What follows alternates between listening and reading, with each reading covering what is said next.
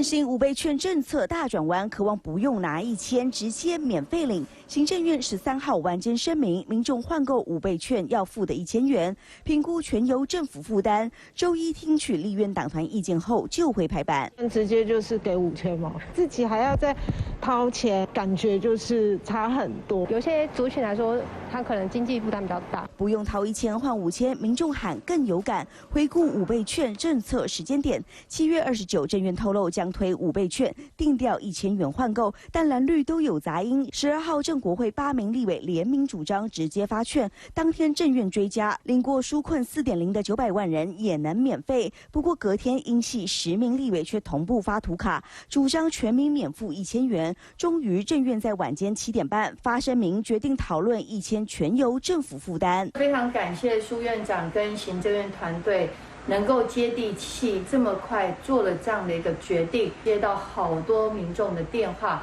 大家都是表示支持。据传，政策大转弯关键是总统蔡英文13号亲自召集英系正国会代表，还有几位民进党籍县市长开会。蔡总统认为，跟马时期消费券不同，现在民众不愿意消费，等于拍板免费领券。不过这场会议到底有谁去？立委全否认，态度很低调。那有一半以上唔免来，一半以上爱来，这我感觉唔好诶。